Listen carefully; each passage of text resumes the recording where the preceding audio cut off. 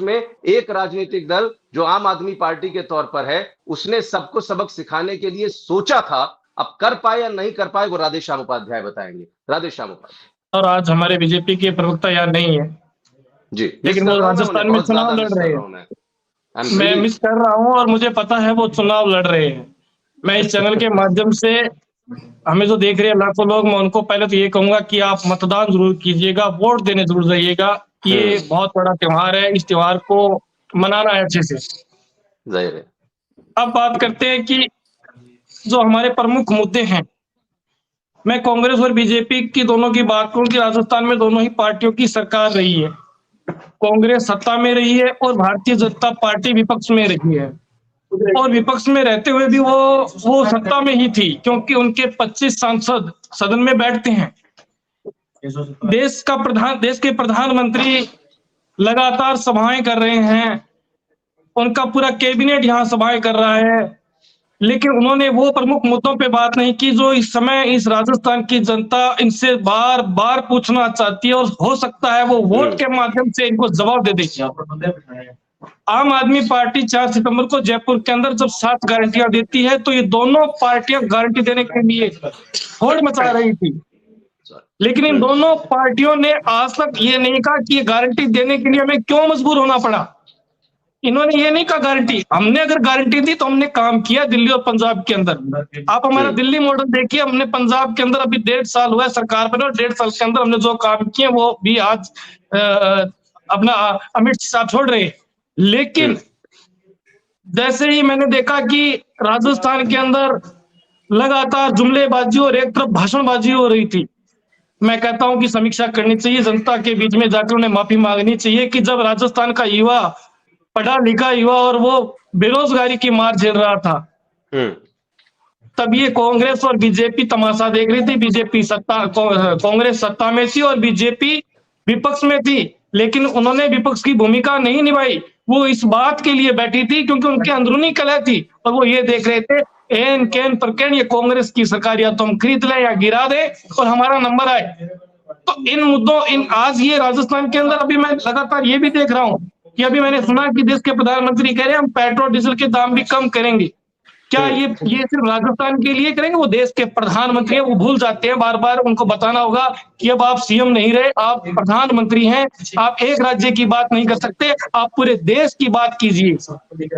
देखिए आशीष जी, आज शिक्षा की बात करें तो अरविंद केजरीवाल ने जो शिक्षा का मॉडल दिया, आज दोनों ही पार्टियां उस पर बात कर रही है, गारंटियां दे रही है, हमें इस बात की खुशी है। जैसे ही अरविंद केजरीवाल ने कहा कि गरीब और मध्यम आदमी को मुफ्त बिजली मिलनी चाहिए, उनको मुफ्त स्वास्थ्य मिलना चाहिए, आज कांग्रेस और बीजेपी इन्हीं के नाम पर वोट मांग रही है, लेकिन आम आदमी पार्टी उसके नाम पर वोट मांगती है। तो जनता इस बात के लिए ध्यान करती है कि आम आदमी पार्टी ने दिल्ली में जो कहा वो किया है, पंजाब में जो कहा वो किया है। अब आप देखिएगा जो भारतीय जनता पार्टी, अभी मैं देख रहा था कि प्रधानमंत्री जी कह रहे हैं कि राजस्थान के अंदर अपराध मुक्त करेंगे। अब बताइए आशीष जी, वो कैसे अपराध मुक्त करेंगे? जो गिरिराज सिंह मलिंगा थे, एक अधिकारी की टांगे तोड़ दी उन्होंने, और भारतीय जनता पार्टी उस समय विपक्ष में थी और उन्होंने पूरी सदन की थी, और आज उस अधिकारी को भारतीय जनता पार्टी ने गिफ्ट के रूप में अपनी ही पार्टी का टिकट देकर उस अपराधी यानी गिरिराज सिंह मलिंगा को टिकट दिया। और अब बताइए कि ये राजस्थान में कैसे अपराध मुक्त करने की बात करेंगे? तो ये जुमलेबाजी चल रही है राजस्थान में। राजस्थान में प्रमुख मुद्दों पे बात नहीं हो रही, किसानों की बात नहीं हो रही, बेरोजगारों की बात नहीं हो रही। राधेश्याम उपाध्याय जी, गिरिराज मलिंगा से बीजेपी के लिए एक बहुत बड़ा चुनौती वाला विषय है, लेकिन जिस पार्टी के साथ में वो हमेशा से बने रहे, इनाम दिया ये होती है क्या? आप चाहिए अपराध कीजिए, हम अपराधियों के साथ रहेंगे। होती है क्या कि प्रधानमंत्री कहते थे हम काला धन लेकर आएंगे, टिकट नहीं देंगे? सजा ये होती है क्या कि टिकट नहीं देंगे? आशीष जी नहीं, ये सजा नहीं होती है। बीजेपी सरकार ने तो आज तक अपराधियों को उदाहरण दो आपको। बीजेपी को मैं यहाँ पर उनका स्पोक्स पर्सन नहीं हूँ, सुन लीजिए मेरी बात। देखिए आशीष जी, सरकार कांग्रेस की है, वो सजा दे, लेकिन भारतीय जनता पार्टी किस बात का इनाम दे रही है उन्हें?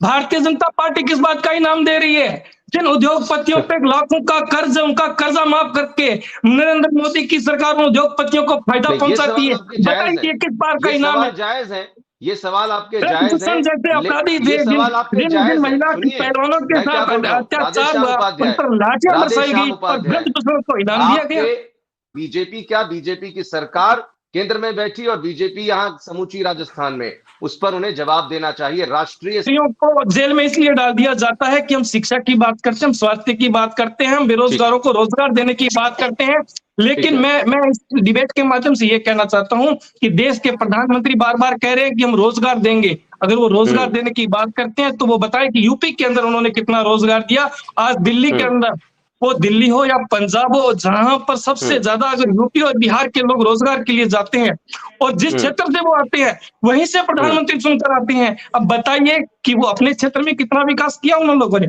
वो बात नहीं करेंगे इस पर, वो अपनी बात नहीं कहेंगे उस पर। वो कहते हैं कि इन्होंने शराब घोटाला किया।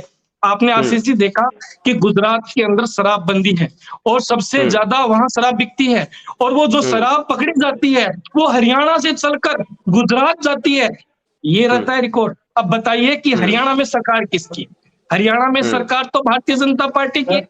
किसानों की बात करें तो ये किस मुंह से कह देंगे कि हम किसानों के हक की बात करते हैं? भूल गए वो किसान आंदोलन जिसके अंदर इन्होंने किसानों पर लाठियां बरसाई थी। 700 किसान मर गए थे उसके अंदर, शहीद हुए थे वो 700 किसान, लेकिन उस पर बात नहीं करेंगे।